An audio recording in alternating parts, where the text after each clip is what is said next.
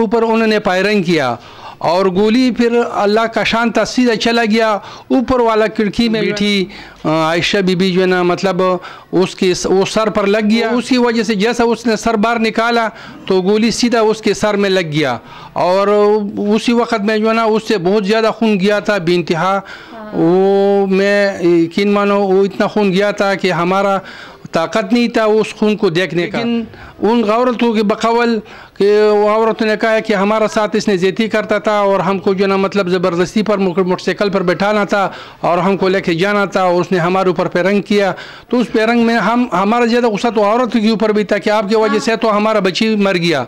इंसाफ तो कोई नहीं मिला। वो जब हम थाने में चला गया इन्होंने जो थाने वाले ने सिर्फ वो जिन लोगों के साथ झगड़ा था जो औरतें था वो औरतों को उठा लिया कि इसको मालूमात होगा। अस्सलाम वालेकुम उर्दू 5 के साथ मैं हूं शगुफ्ता सलीम। आज मैं फिरोज़वाला मौजूद हूं जहां एक बच्ची एक लड़की जिसका नाम आयशा है 17 साल उसकी उम्र है, उसका बड़ी बेदर्दी के साथ कत्ल हुआ। कत्ल क्यों किया गया, किस वजह से किया गया, कत्ल करने वाले कौन है, ये सारी चीज़ें जो है उनकी फैमिली है उनसे बात करते हैं, उनसे पूछते हैं कि बच्ची का क्या कसूर था, उस लड़की का क्या कसूर था जिसको बड़ी बेदर्दी के साथ कत्ल कर दिया गया। ये सारी चीज़ें जो है ये मामला क्या हुआ और पुलिस के जो है उनका कितना उनके साथ ताउन कर रही है इस और कितने दिन हो गए इस मामले के हुए, ये सारी चीज़ें जो है उनकी फैमिली से बात करते हैं। तो आइए हम चलते हैं आयशा के लवाहिकीन की तरफ। इस वक्त मैं उस घर में मौजूद हूँ जहाँ आज से 3 माह बाद जो है शहनाई बजनी थी, लेकिन अभी सफ़े मातम बिछ गया है। मैं बात कर रही हूँ आयशा जिस और हंसती खेलती खिलखिलाती हुई जिसकी रुखसती होनी थी और उसको जो है अचानक से मौत की नींद सुला दिया। और वो मौत की नींद सुलाने वाले जो हैं अभी तक दनाते फिर रहे हैं, कुछ पता नहीं वो कहाँ गए हैं कहाँ नहीं, जबकि सबको पता है कि वो कौन लोग हैं और जो है हवाई फायरिंग करके बच्ची को किस तरह उन्होंने कत्ल कर दिया, किस तरह बेदर्दी के साथ उसकी जान ले ली। और मेरे साथ जो बच्ची है उसके मामू मौजूद है, इनसे सारा वाक़या जानते हैं कि आयशा के साथ जो है सारा मामला किस तरह हुआ, क्या वाक़या हुआ था और किस तरह जो है ये लेके गए बच्ची को और अभी तक जो इंसाफ के इदारे हैं उन्होंने इनको कितना इंसाफ दिया, ये सारी बातें इनसे जानते हैं। अस्सलाम वालेकुम। वालेकुम सलाम वरहमतुल्लाहि वबरकातुहू। सर आपका बहुत बहुत शुक्रिया कि आपने हमारा पूछ लिया।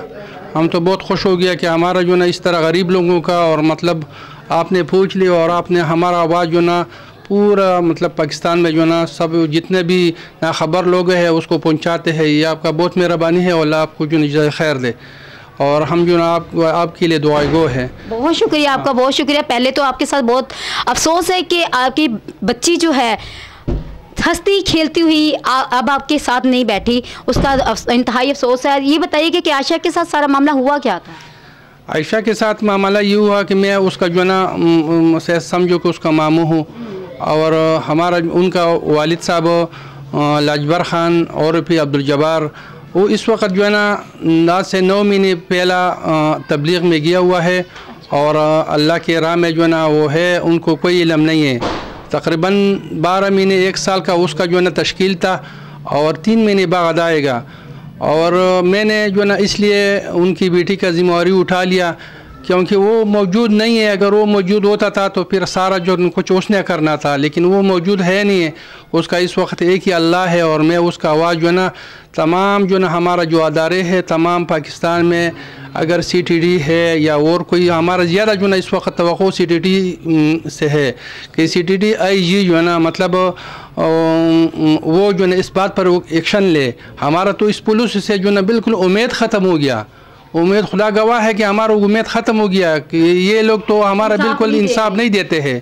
इसलिए इंसाफ नहीं देते हैं कि 2 गुरु का जो झगड़ा था और वो झगड़ा एक तरफ जो ना लेडीज़ था और दूसरे तरफ जो ना जिसने कत्ल किया है, गोली चला है, वो जो ना वो आपस में झगड़ा था और हमारा जो ना इस बच्ची का जो ना दूसरे मंजिल में जो ना अब्दुल लाजबर ख़ान की घर जो ना दूसरे मंजिल में था, उसकी नीचे मंजिल में उसका भाई था।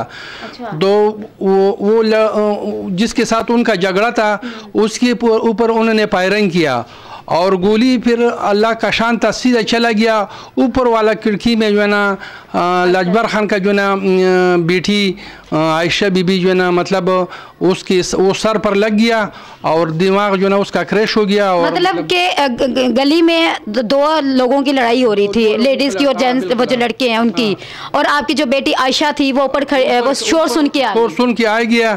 मतलब उसका ये डर था कि नीचे दरवाज़ा जो ना खुला है, अगर खुला है तो मैं आवाज़ देता हूँ कि बच्चे बंद कर दे।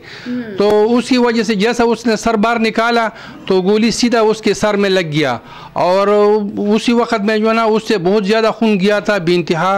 वो मैं यकीन मानो वो इतना खून गया था कि हमारा ताकत नहीं था उस खून को देखने का। नवाज शरीफ अस्पताल ले गया, उसने बोला बहुत शदीद नाजुक सीरीज मरीज़ है, इसको मैं अस्पताल में ले जाओ। तो मैं अस्पताल में रश भी बहुत ज़्यादा था, लेकिन किसी तरीके पर मैं क्या नाम एम्बुलेंस में उसको लेके गया और बहुत तेज़ी से एम्बुलेंस चला गया, लोगों ने रास्ता दे दिया। जैसा जो ना मैं अस्पताल ICU सर्जिकल ICU में जो ना वो हमने पहुँचाया, पहला इमरजेंसी में ले गया, इमरजेंसी वाले ने उधर दे दिया, तश्कील कर दिया। तो वहाँ पर जो है ना उस 2 घंटे बाद उसने उसके साथ ज़िंदगी ने साथ नहीं दिया और दुनिया से चला गया। मतलब उस बच्ची की शादी भी थी, तकरीबन 3 महीने बाद था, उनका वक्त मुकर्रर हो चुका था। जब इसका वालिद यहाँ से जाना था तो उन्होंने उसका जो ना जो लड़के का जो ना वालिद था उसको बताया था कि जैसा हम 1 साल बाद तभी से आएंगे तो आपको जो ना हम यहाँ वाला करेगा और तुम मतलब उसका शादी कर लो।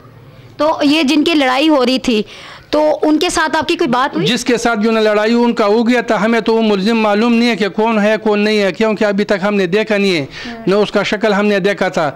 लेकिन जो औरतों के साथ उसका लड़ाई था उस औरतों ने जो ना ये बताया, अगर उसके साथ हमारा ज़ाती कोई दुश्मनी नहीं था, हम तो कारोबारी लोग हैं। अगर हमारे पास जनाजे के वक्त में आना था तो शायद हमने माफ़ भी करना था।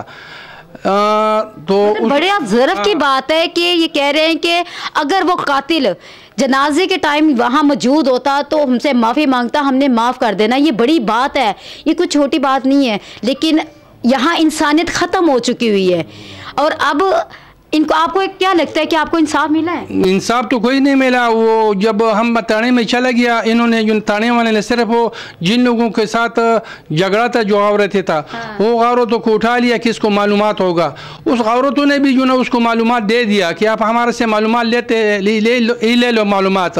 नाम भी उसका बताया उनको, और मतलब उसके साथ उनका जो मुलजिम था, जो कातिल था, उनका जो ना उसके साथ पट्टू भी था, वो भी पुलिस को हवाला दे दिया कि ये उनका पट्टू है, ये अज़मी है, ये नाम उनका एड्रेस दे दिया, उनका पता दे दिया, गली नंबर 3 में रहते हैं, और मतलब ये इसका जो ना धंधा है, ये तरतीब, ये काम है उसका। वो लेडीज़ ने तो बोला कि ये लोग जो ना मतलब मुंशिया का काम भी करते हैं, हमें तो कोई इल्म नहीं है कि वो मुंशिया का काम करते हैं, हमारा तो उसके साथ कोई झगड़ा नहीं है। लेकिन उन औरतों के बकौल कि वो औरतों ने कहा कि हमारा साथ इसने ज़्यादती करता था और हमको जो ना मतलब ज़बरदस्ती पर मोटरसाइकिल पर बैठाना था और हमको लेके जाना था, और उसने हमारे ऊपर पेरंग किया। तो उस पेरंग में हमारा ज़्यादा गुस्सा तो औरत के ऊपर भी था कि आपकी वजह से तो हमारा बच्ची मर गया। हाँ जी। तो आपके यहाँ कैमरा वगैरह तो लगे हुए हैं, तो तकरीबन कम से कम 10 से 15 या 6, 7, 8 कम, तकरीबन 10 से ऊपर कम नहीं होगा। इस गली में क्या वारदात हुई? ये लेडीज कहते हैं कि गोल चक्कर शादारा जो ना थाना पेरोज वाले के साथ दूसरा गोल चक्कर से लेकर अपने घर तक ये मुलजिम हमारे पीछे लगा हुआ था। तो यहाँ कैमरे वगैरह मौजूद है, तो आपने कैमरे में देखा? 8-10 कैमरे। हम तो कैमरे इसलिए नहीं देखे कि हमें घर वाला इजाज़त नहीं देते हैं और पुलिस हमारे साथ जाता नहीं है। आपको पता है कि पाकिस्तान में आपको लगता है कि इंसाफ मिलेगा, और जैसे पुलिस ने आपके साथ ये ताउन किया, आपको क्या लगता है कि ये कैसे है? पुलिस की तरफ से तो हमारा कोई उम्मीद नहीं है कि वो हमें इंसाफ देगा। हमें जो ना वो नुकसान का ख़तरा है और मतलब इंसाफ का नहीं है। और अगर इंसाफ हमें मिल गया तो ठीक है, नहीं मिल गया तो हमें जो ना इस मुल्क के हम इस अदारों को कहते हैं कि ये न हो कि यहाँ पर जो ना बीबी आयशा जो ना दुनिया से चला गया और ये लोग और भी हैवी हो जाएगा, फिर उसका यही काम होगा रोज़ाना और यही काम करेगा, क्योंकि वो उसको पता होगा कि हमारे से कोई पूछने वाला नहीं है। तो हम जो ना तमाम अदारों को जो ना दरख्वास्त करते हैं, आजिज़ाना दरख्वास्त करते हैं कि हमारे साथ ज़्यादती हो जो या बराए मेहरबानी जो ना तमाम अदारे ख़ास कर CDD को जो ना हमारा आजिज़ाना दरख्वास्त है कि ये जो लोग हैं इनको जो ना मतलब जो हक बनते हैं, जो हक बनते हैं उनका सज़ा का, वही वो जो ना उनको जो ना मतलब दे दो। थाना भी करीब है और अपने मोहल्ले में रह के थाना जो है अपने बंदों को, अपने मोहल्ले को इंसाफ नहीं दिला सकता, तो फिर इंसाफ कहाँ, ये इंसाफ के लिए कहाँ जाएंगे, किसके पास जाएंगे, किसके जो है दरवाजे पे जाके खटखटाएंगे। तो इंसाफ के वाले जितने भी इदारे, मेरी उनसे अपील है कि आप लोग जो है इस आवाज़ को ज़्यादा से ज़्यादा शेयर करें ताकि इनको इंसाफ मिले। और इनका बहुत बड़ा ज़र्फ है कि इन्होंने माफ़ कर दिया है, अगर वो आते तो इंसाफ जो है उसको माफ़ कर देना था, लेकिन अभी इनसे यही है कि उन बंदे को पकड़ा जाए और जो इसके हकदार है उनको। मुझे बड़ा दुख हो रहा है कि उस बच्ची की भी शादी थी, उसके वालिद भी मौजूद नहीं है। जब वो बच्ची के वालिद यहाँ आएंगे तो अपनी बच्ची को यहाँ नहीं पाएंगे, तो एक तो वो दुख, और दूसरा मैं चाहती हूँ कि उसके वालिद के आने से पहले इनको इंसाफ मिले ताकि उनको थोड़ा सा सुकून हो कि मेरी बच्ची को इंसाफ तो मिल गया है। लेकिन इंसाफ के लिए आप लोगों ने भी आवाज़ उठानी है। आपको क्या लगता है कि हमारे पाकिस्तान में कितना इंसाफ मिलता है, कितना इंसाफ यहाँ है, ये तो आपको भी पता, लेकिन आपने कमेंट्स में ज़रूर बताना है। इसी के साथ मुझे दीजिए इजाज़त, अल्लाह हाफिज़।